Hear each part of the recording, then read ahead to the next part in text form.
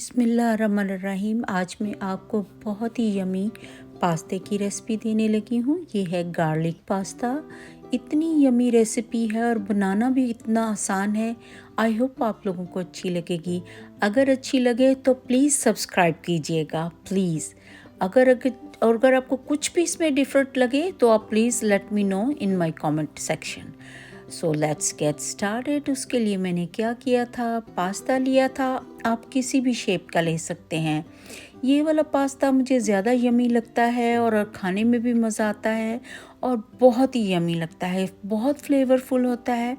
और जब भी मैं इसको पानी में थोड़ा सा सॉल्ट डाल के तो बॉईल करती हूँ, उसका ये फ़ायदा होता है कि और थोड़ा सा ऑलिव ऑयल भी डालती हूँ, वो फिर अलग अलग रहती हैं। सबसे पहले ये ट्रफल ऑलिव ऑयल डाला था और उसके अंदर मैंने इतने 20 जवे लहसुन के बहुत छोटे छोटे चॉप करके मैंने इनके अंदर डाले थे। अपने पूरे को इस तरह इसके अंदर स्प्रेड कर लेना है पैन के अंदर।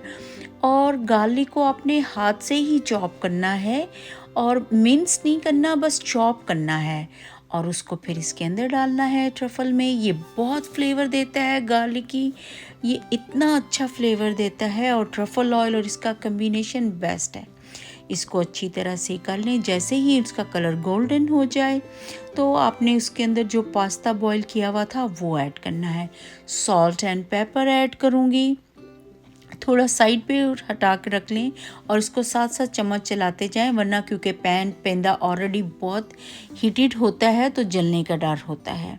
ये एक टिप दे रही हूँ आपको। और उसके बाद बॉयल, देखें पास्ता है, उसको जब आप बॉईल करें तो उसको साथ साथ हिलाते जाएं उसके साथ टोंग की मदद से या चिमटे की मदद से, ताकि वो अच्छी तरह से स्प्रेड हो जाएं, एक दूसरे से अलग-अलग हो जाएं। और दूसरा मैंने एक पूरी गड्डी धनिया की काटी है जो उसके अंदर ऐड करूँगी। धनिया जो है इसके अंदर इतना अच्छा फ्लेवर देता है, गार्लिक और ये कोरिएंडर बहुत अच्छा फ्लेवर देता है। इसको अच्छी तरह से बॉईल कर लें और साथ साथ हिलाते जाएं।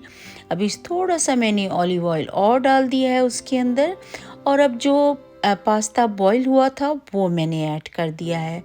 ऐड करने के साथ साथ आप उसको मिक्स करते जाएं और ऐसे ही उसके अंदर मैं 2 टेबलस्पून बटर भी ऐड करूँगी। वो बटरी फ्लेवर बहुत यमी लगता है इसके अंदर। सॉल्ट और पेपर डालूँगी और साथ साथ मिक्स करते जाएंगे। और थोड़ा सा पानी जो पास्ते का बॉईल किए हुए का रखा हुआ था वो मैंने ऐड कर दिया है, ताकि जो बाकी स्पाइस हैं उनका फ्लेवर पूरा इसके अंदर आ जाए। पानी डालने से वो सारी चीज़ों मिक्स हो जाती हैं, सॉल्ट एंड पेपर और बाकी चीज़ें जितने स्पाइस आपने ऐड किए होते हैं, तो वो बहुत अच्छा फ्लेवर देता है। और जो पास्ते का पानी हम यूज़ करते हैं उसके अंदर भी पास्ते का फ्लेवर आया होता है, वो और अच्छा उसके अंदर लगता है। साथ साथ चलाते जाएं उसको इस तरह करके। और देखिए माशाल्लाह ये ऑलमोस्ट रेडी होने वाला है। अब इसके अंदर मैंने सारा कोरिएंडर डाल दिया है, ये धनिया डाल दिया है। इसको अच्छी तरह से मिक्स करूँगी, पूरे को मिक्स करते जाएं साथ साथ।